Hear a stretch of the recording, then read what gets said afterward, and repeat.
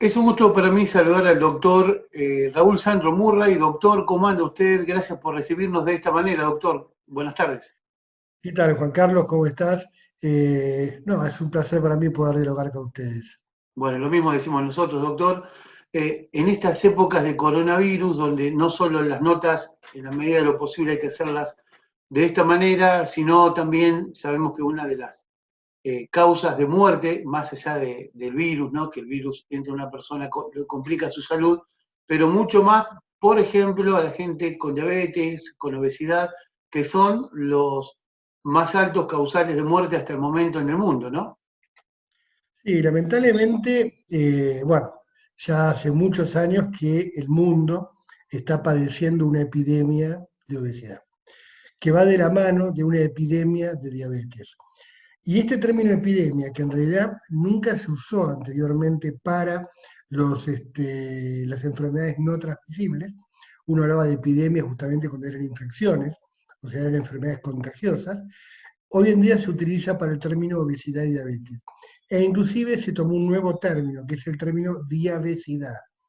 Diabesidad es justamente esta conjunción de estas dos patologías y que en este momento del coronavirus, justamente, que está tan en boga, encontramos que las principales causas de muerte por coronavirus son tres, o sea, la principal cantidad de personas que van a terapia intensiva, que son intubadas y que son además, que tienen mortalidad, son las personas que tienen hipertensión, obesidad y diabetes.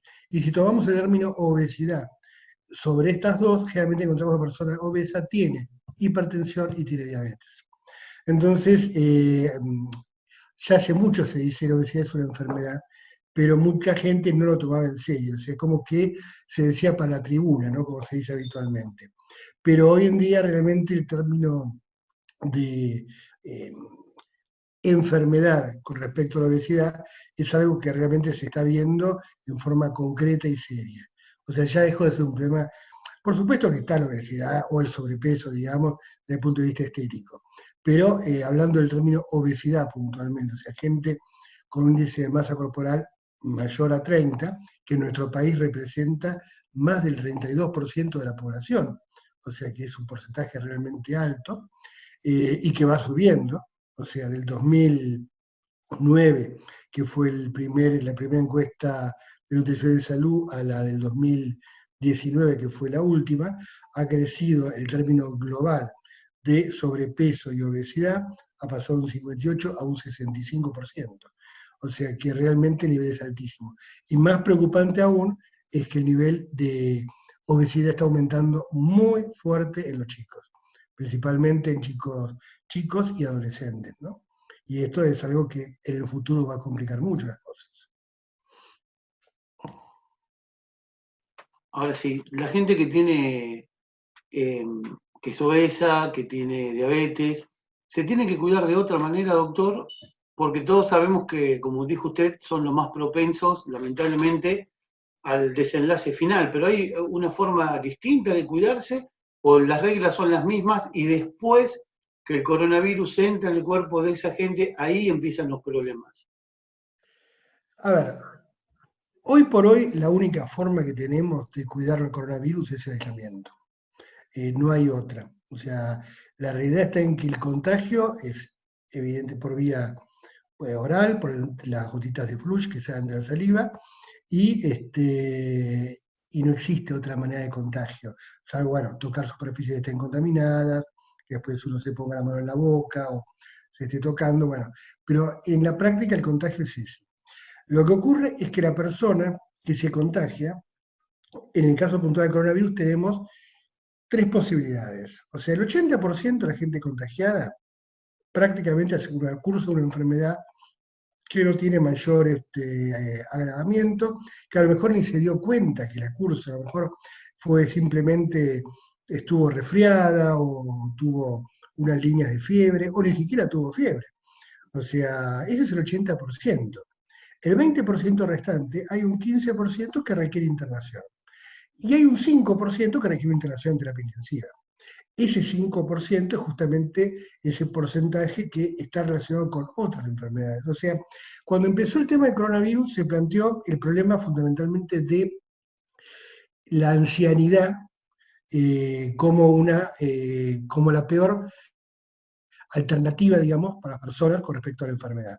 Y hoy en día se encontró que no es la longevidad de las personas, es el problema de las enfermedades preexistentes que tienen. O sea, el problema más serio que tiene la persona que se complica es que previamente tenga una enfermedad crónica, como estas tres que estamos hablando. Entonces, ¿cuál sería la forma de cuidarse aparte del aislamiento? Y bueno, estar tratada. O sea, en el caso de una persona con obesidad, tratar de ponerse a hacer una dieta. Ojo, tampoco una dieta extrema, porque si uno se puede hacer una dieta extrema en este momento, le van a bajar las defensas, con lo cual también tiene un riesgo mayor de poder agravar una enfermedad. En el caso de un diabético, tener niveles de glucemia lo más cercano posible a una normalidad, y en el caso del hipertenso, estar medicado. Son las tres cuestiones puntuales para que uno, si tiene la mala suerte, bueno, contagiarse la enfermedad, aunque ojo, uno dice la mala suerte. La realidad es que en la medida que esta infección vaya avanzando, el porcentaje de gente infectada va a ser cada vez mayor y la cura de esta enfermedad en definitiva va a ser o que haya muchos contagiados o que haya vacuna. No hay una gran posibilidad o que haya un medicamento que es más difícil, digamos, un antiviral que pueda llegar a aparecer, que pueda llegar a tratar digamos, a calmar, digamos, a este virus. Lo más factible es, obviamente, la inmunidad.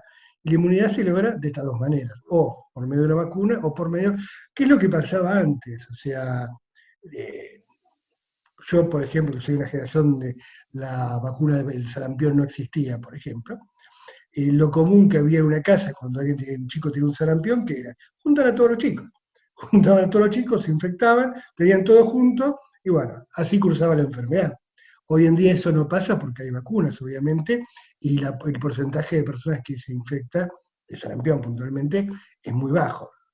Pero la realidad es que la inmunidad nos da el estar frente al virus. Y esto también hace caer, digamos, a un grave problema que estaba pasando cada vez más en el mundo. Por suerte, en nuestro país no es un problema muy grave, pero a nivel mundial, el famoso tema de los antivacunas es cada vez mayor.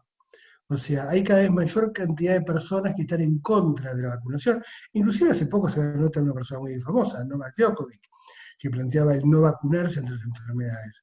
Pero ¿qué pasa? Cuando uno se vacuna, no es solamente, bueno, yo me cuido porque me vacuné. No, o sea, el término concreto es, yo me cuido porque me vacuno, pero también te cuido a vos, que no te contagio. Y de golpe cuido a la persona que no puede vacunarse, porque a lo mejor tiene una enfermedad inmunosupresora, por ejemplo, un paciente que tiene SIDA, un paciente trasplantado, un paciente que de repente tiene una inmunidad primaria, que de repente no pueden recibir vacunas.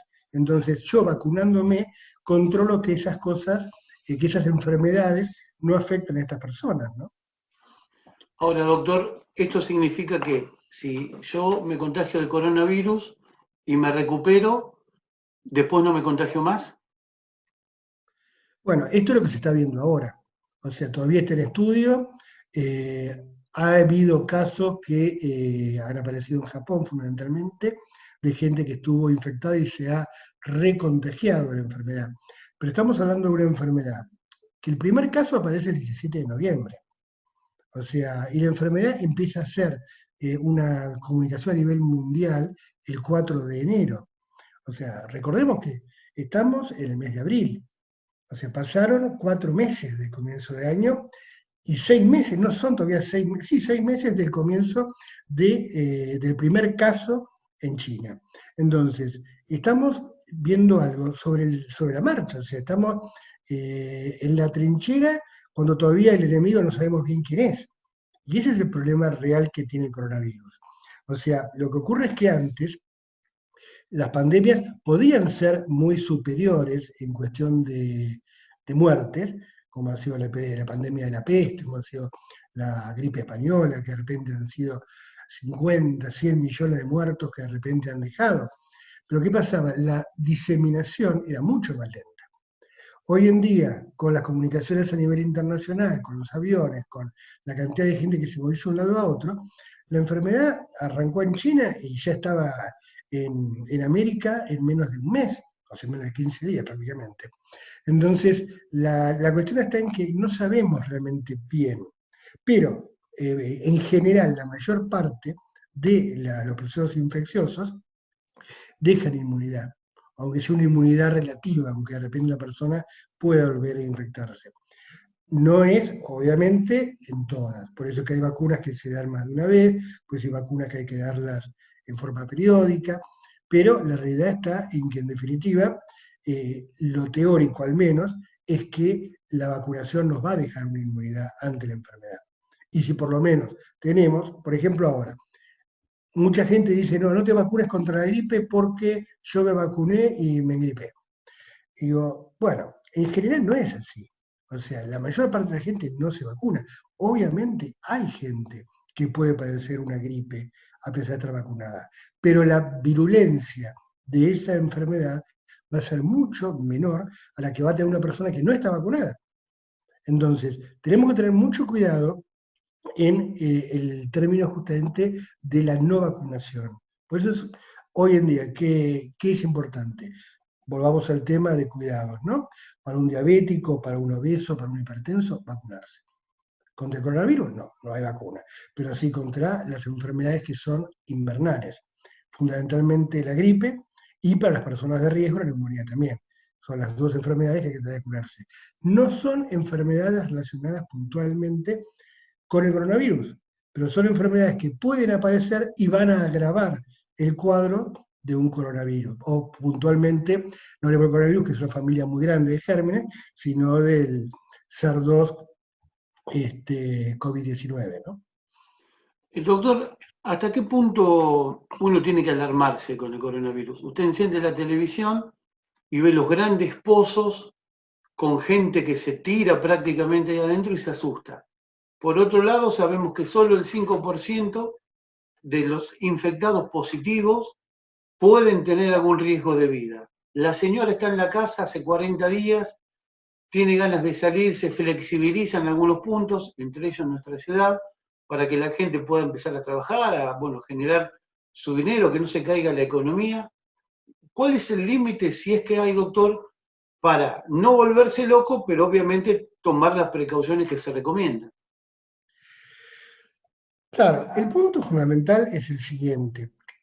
Yo creo que cuando uno habla a veces de mortalidad de una enfermedad, y en este momento más o menos la cifra de mortalidad al día de hoy mundial, ¿no? Estamos hablando de 170.000 casos aproximadamente. O veámoslo en nuestro país, ¿no? Que estamos en las 163, 64 fatalidades al día de hoy. Si uno lo compara con otras enfermedades, uno por ejemplo dice, año 2019, ¿cuánta gente murió en nuestro país por enfermedades cardiovasculares? 270 personas por día, por día. ¿Cuántas personas murieron por diabetes? 70 personas por día. Entonces, si eso uno lo ve de esta manera, dice, uy, Dios, no puedo vivir porque o me voy a morir de un infarto, o de una diabetes, o de una serie. O sea, obviamente hay que tener un cuidado. Lo que pasa es que acá estamos en un delicado equilibrio. O sea, ¿hasta cuándo va a durar la cuarentena? ¿Hasta cuándo podemos soportar una cuarentena? Y no hablo solamente económicamente, sino desde el punto de vista de la salud. Porque, por ejemplo, yo tengo muchos pacientes a los cuales les indico, fundamentalmente diabéticos, caminar. O sea, ¿cuál es la mejor terapia para la diabetes, más allá de lo farmacológico? Ejercicio y dieta. Básico. Hoy en día estamos metidos en nuestra casa, lo que genera que comamos más, por aburrimiento, porque está la comida, porque se cocina porque no hay otras cosas que hacer. O sea, hay una gran cantidad de cosas que de repente existen, por eso el aumento de los huevos, por eso el aumento de la falta de harina, o sea, hay una cantidad de cosas que de repente reflejan este cambio de modalidad. Y por el otro, no los podemos comer en nuestra casa, entonces somos como los hámsters que los ponen en una jaula y los prueban y van engordando, engordando, engordando. Somos lo mismo, somos ratitas de experimento en este momento. Ahora, no solamente es necesario salir por el tema del peso o por el tema de la diabetes, también por nuestra salud mental. O sea, realmente uno aunque sea dando una vuelta a manzana, y ojo, estamos en un lugar que tenemos la suerte de que abrimos la ventana y podemos ver verde, podemos ver espacio, no es que estamos metidos en un monoambiente que a lo mejor no tiene ni siquiera vista al exterior. O sea, somos afortunados dentro de todo la gente que está pasando esta pandemia en este momento. Pero así todo, llegó un punto en que no se toleran más, tipo, o sea, ya van más de 40 días de cuarentena, y hay otro tema fundamental, que es la parte económica. O sea, hay una gran cantidad de personas que están sometidas a un problema puntual con respecto a su economía. O sea, uno lo ve, gente que tiene de repente talleres de costura, gente que tiene comercios, gente que de repente actividades por la calle, que visita. Entonces, es muy complicado porque esa gente no llega a fin de mes. Ya no llegaba antes mucha gente. Ahora con esto realmente es algo que está produciendo una terrible disrupción en lo que es la economía habitual de todos los habitantes. Tú dices, bueno, a ver, ¿puedo enfermarme coronavirus? Puedo enfermarme. Pues, ¿qué hago? ¿Tengo que salir? Yo la otra vez lo planteé en forma abierta. Eh, por ejemplo, en nuestra ciudad, uno perfectamente podría establecer un circuito seguro y que uno diga, bueno, podemos caminar por esta calle hasta acá, hasta acá, hasta acá y hasta acá. Hacemos una cuadrícula y por esa calle vamos. Y estamos a 2 metros de distancia mínima uno de otro, no se sale en pareja, no es que salimos a charlar, no, salimos a caminar. Y por lo menos eso nos va a mejorar una gran cantidad de cosas. O sea, no hay que minimizar la pandemia, porque es una enfermedad importante, que obviamente, como has dicho, mata a mucha gente, hay fosas comunes. El problema mayor, ¿cuál es? Básicamente que se satura el sistema de salud. O sea, pero el problema no es, bueno, vamos a estar internados o no vamos a estar internados. El tema es que no estemos todos juntos internados. Claro. Porque si de golpe estamos todos juntos en un hospital, no va a alcanzar ni los respiradores, ni las camas, ni los médicos, nada. Entonces, el tema de aplanar la curva, que está tan en boga hoy en día, bueno, tiene una gran importancia porque países mucho más desarrollados que el nuestro, Estados Unidos, sin ir más lejos, que ya pasó las 50.000 muertes hoy. ¿Por qué las está pasando? Y porque tuvo una política de no aislamiento de la gente, toda la gente se enfermó, fue todo junto a los hospitales, y bueno, se murió porque no tuvo atención. Esa es una realidad también concreta. Hubo gente que se murió sin llegar al hospital. En Ecuador es terrible el problema, la cantidad de gente que murió en la calle y que no la pueden sacar de la casa porque no tienen recursos. En Brasil, otro tema que realmente es pavoroso. Ahora, esto no es, o sea, si bien hay también otra cosa, hay una cuestión estadística que es muy difícil manejar esta enfermedad. ¿Por qué? Porque uno de repente habla de un 5% de mortalidad. Cuando uno entra, por ejemplo, la mejor encuesta de este momento con respecto al coronavirus es la que está llevando prácticamente minuto a minuto el Johns Hopkins, el Hospital Johns Hopkins. Uno puede entrar y puede ver cuántos casos hay en cada lugar, países que uno ni conoce que existen. Y uno puede ver que de repente el país con mayor mortalidad es Italia, con un 13%. Y hay otros países como el nuestro que están en el 4,8% y otros países que están en el 1%. Alemania, por ejemplo, es un país de una mortalidad bajísima. Entonces, ¿a qué se debe todo esto? Ahí realmente es muy complejo porque nadie sabe, y también todo depende de una cuestión, que es cuántos testeos se hacen. Porque si yo digo, bueno, yo tengo 10.000 test y se murieron 170 personas, estoy diciendo, y bueno, se murió el 1,7% de los testeados. Ahora, si yo tengo 1.000.000 de test, la cosa ya cambia. O sea, otro país de repente tiene un testeo muy bajo con respecto a otros países de Latinoamérica. Y eso es, digamos, también un punto que hace muy complejo la estadificación de esta enfermedad. ¿Es un poco mentira entonces, doctor, la cantidad tan baja que tenemos de personas fallecidas por coronavirus? No la cantidad de fallecimientos que hay, ojo. Puede que a lo mejor haya algún fallecimiento que no se haya reportado, que haya aparecido como una muerte por, no sé, neumonía o a lo mejor una persona con un infarto que a lo mejor tenía y cruzaba un coronavirus, puede ser. No creo que haya un problema en la mortalidad. Si hay un problema en la cantidad de gente que está infectada, eso es lo que no sabemos. Porque hoy en día hay 3.500 casos más o menos. Eh, no sabemos si son 3.500 o son 35.000. Ese es el mayor problema, porque la enfermedad anda. O sea, hay mucha gente que es el problema de aislamiento, porque, a ver, yo digo, nosotros no estamos ni con ningún síntoma de coronavirus. Ahora, de repente, si estamos frente a frente, tenemos que usar barbijo. ¿Por qué? Porque cualquiera de nosotros podría potencialmente tener la enfermedad. Y a lo mejor uno la cursa en forma inaparente y el otro se contagia y tiene una forma masiva de enfermedad y se muere. Y es el mismo virus.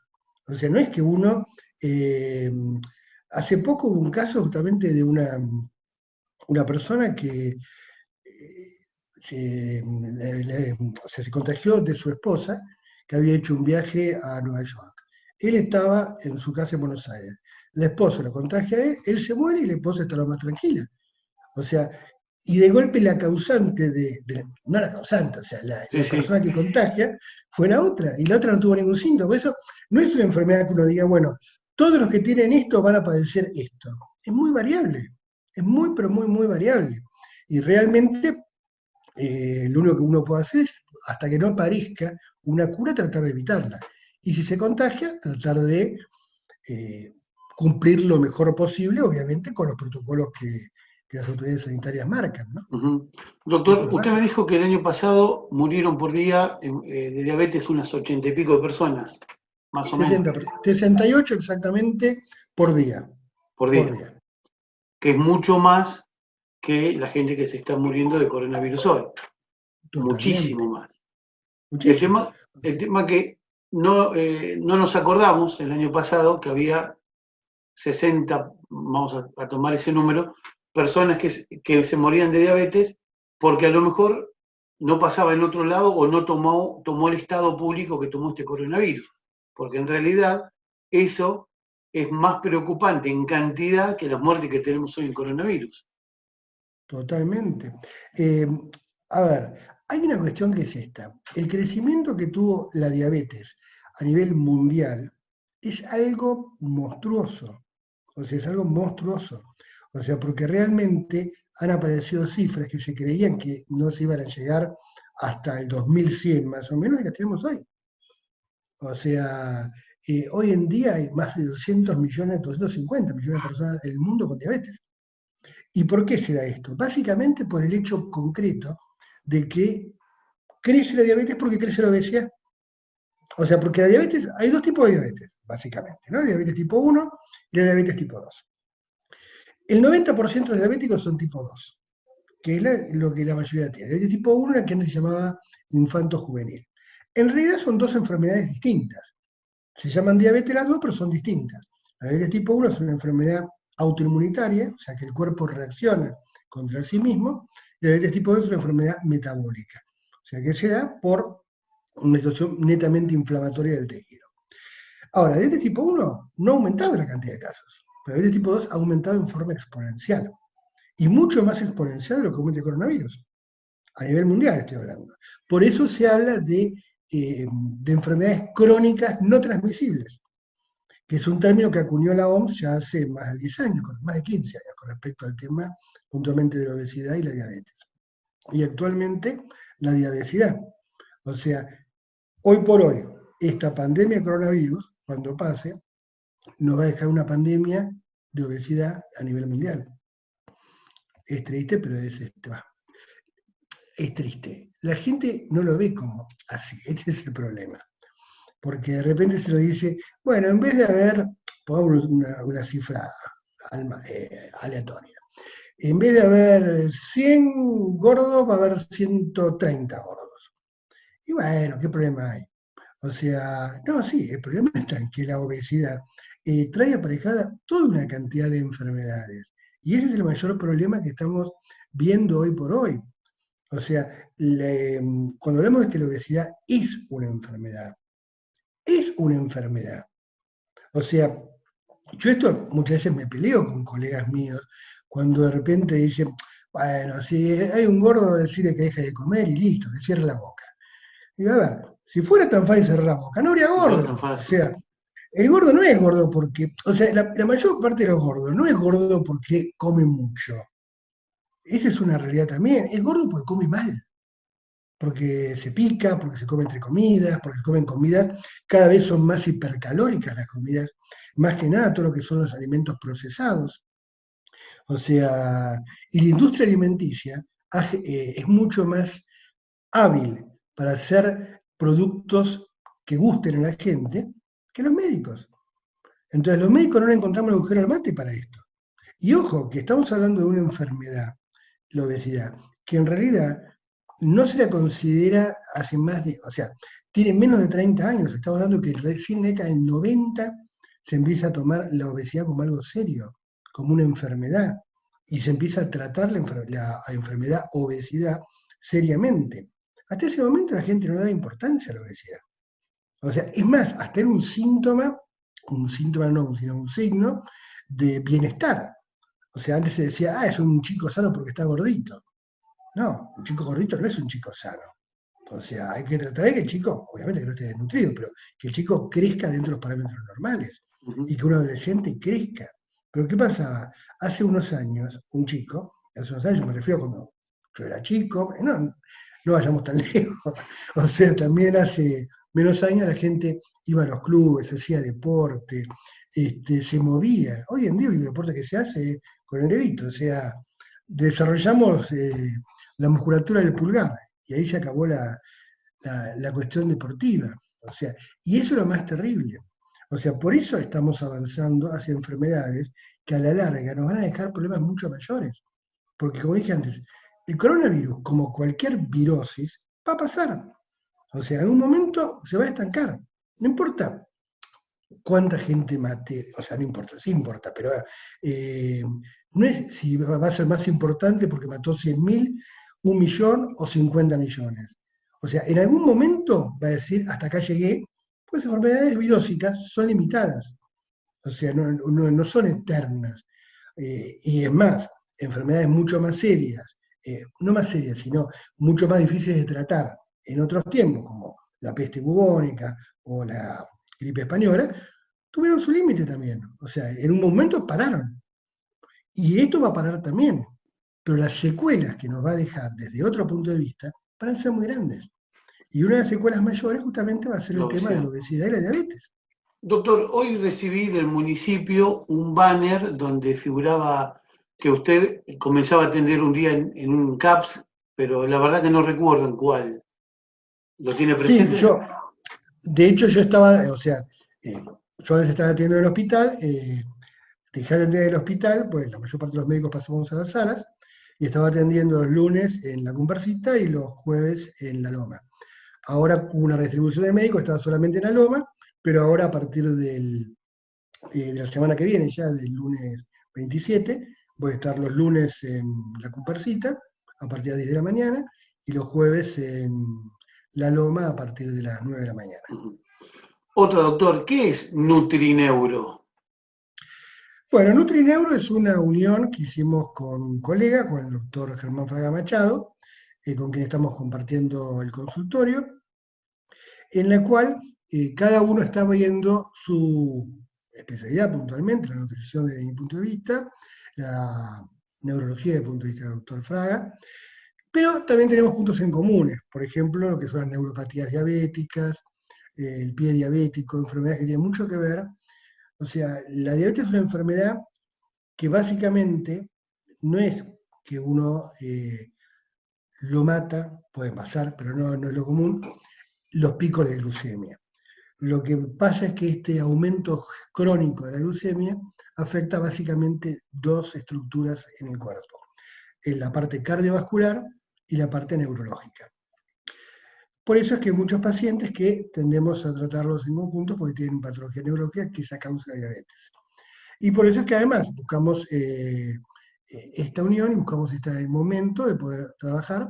El doctor Fraga trabaja los miércoles, yo los jueves, por la tarde, y bueno, vemos nuestros pacientes particulares, digamos, o sea, desde el punto de vista en mi caso nutricional, diabetes o enfermedades metabólicas, el doctor Fraga su parte neurológica, y bueno, también las enfermedades comunes que eh, son tanto nutricionales como neurológicas, ¿no? ¿Recuerda el número de teléfono para que la gente pueda solicitar algún turno, doctor? Sí, por supuesto. O sea, el consultorio está en la calle Belgrano, 1604, Belgrano, esquina Misiones, en el barrio Tradición Urbana, y pueden solicitar turnos al 02478 15 47 5848.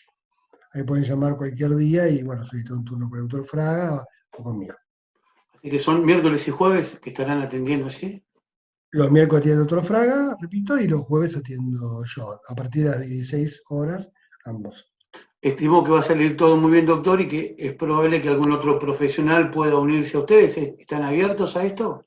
Estamos abiertos y hay varios que están en tratativas como para pasar a integrar este grupo de trabajo, ¿no? El La nombre no idea se es va a cambiar. justamente, El nombre no se va a cambiar, doctor, ¿no? Nutrineuro. nada, sí, empezamos a agregar especialidades, nada. Nutri, neuro, gineco, oftalmo, Claro, claro, claro. no terminamos más. No, no, básicamente va a quedar ese nombre puntualmente. O sea, básicamente la cuestión puntual es que la gente nos visualice como estamos ahora. Y a partir del día de mañana, bueno, en otros lugares que tienen un nombre de fantasía también, la gente lo va a ir a buscar sin ir a una cuestión puntual de voy a tal lugar o voy a tal otro, Mm. ¿no? Doctor, la última que le hago. ¿No se quiere agregar algo más antes de la última pregunta, doctor? ¿Por ahí algo que no les haya preguntado? No, básicamente, o sea, a ver, hay una cuestión que es fundamental. Como yo dije antes, la obesidad o el sobrepeso, en realidad, tiene dos extremos. El extremo, obesidad propiamente dicho, el extremo enfermedad de la obesidad y el extremo estético de la obesidad. O sea, tengo una gran cantidad de pacientes que no es que vienen con 40, 50 kilos de más, como que sí los tengo, evidentemente, pero hay muchos que tienen a lo mejor 4 o 5 kilos de más. Y hay veces que la gente dice, ¿y pero qué quiere hacer? ¿Para qué quiere bajar de peso? Si está bien así. O quedar a hinchar, ¿no? O sea, ir a un médico para bajar eso. Yo siempre digo, algo que es fundamental que la gente entienda. No es comparativa la obesidad. No es que si uno tiene 30 kilos, el otro está bien porque tiene 5 kilos. No. La obesidad le pesa al que la tiene y el sobrepeso le pesa a quien no tiene. Entonces, si una persona no está como debe estar, más allá de no tener una enfermedad, obesidad, ¿no? De tener un simple sobrepeso, o a lo mejor quizá estar dentro de parámetros que para el resto de la gente son aceptables, es el problema de esa persona. Y el problema fundamental es que tenemos que ayudarla.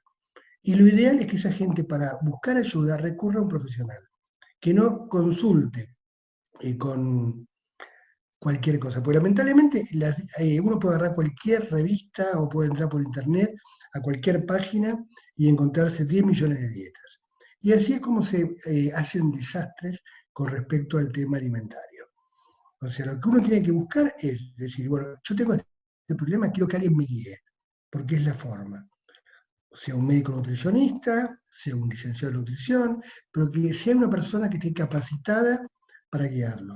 La nutrición, lamentablemente, es una profesión, llamémoslo de forma global, donde hay mucha chantada, donde hay mucha gente que de repente ejerce porque no tenía algo mejor que hacer. Y bueno, yo he sido vicepresidente de la Sociedad Argentina de Nutrición y sigo trabajando en la Sociedad Argentina de Nutrición, de hecho coordino dos grupos de trabajo, el grupo de trabajo de fármacos y el grupo de trabajo de alimentación, y realmente uno ve que hay una gran cantidad de gente advenediza que no tiene ni idea de lo que está planteando y hace mucho daño a la gente. Entonces, tengan cuidado con quién van a ver. O sea, traten de ver a un profesional reconocido, a una persona que tenga matrícula, porque hay muchos que ni siquiera la tienen, a una persona que tenga consultorio, a una persona que sepa. Yo puntualmente hace más de 20 años que trabajo en Capital Sarmiento y hace 34 que soy médico. O sea que tengo una larga trayectoria, soy especialista jerarquizado en nutrición. Entonces, lo fundamental es que uno recurra a gente que esté capacitada para hacerlo. y obviamente que tengan feeling con esa persona, porque si no hay una buena relación también con el médico o con el nutricionista, tampoco eso funciona, ¿no? Yo recomiendo Nutrineuro, doctor, no sé usted si lo recomienda, ¿no? Muchas gracias. Doctor, le mando un abrazo, un gusto para mí charlar con usted, siempre es importante escuchar a la gente que sabe, en este caso a usted. Por ahí Fraga, si en algún momento quiere hablar, pero hablaremos también, si bien hay algunos temas que tienen que ver con la diabetes en el trabajo de Fraga Machado, por ahí podemos hablar de otros temas con él, que también, como usted, son eminencias en esto, porque la verdad que esos 34 años, doctor, que usted es médico, no fueron Ojalá gratis. fuera mi edad. Ojalá fueran de edad, pero no tendría la experiencia que tiene hoy doctor como médico, ¿no? Si fueran de edad. Eso seguro. Doctor, Pero bueno, le mando un abrazo, muchísimas gracias y bueno, seguiremos atentos a todo esto del coronavirus que nos tiene a todos preocupados, como corresponde, cuidándonos también como corresponde. agradecido soy yo, Juan Carlos, y bueno, a disposición tuya o de la audiencia para lo que necesiten. Saben que estoy acá, vivo acá y cualquier cosa me pueden localizar. Un abrazo grande, doctor, muchas gracias. Igualmente para vos y para toda la audiencia. Gracias, muy amable.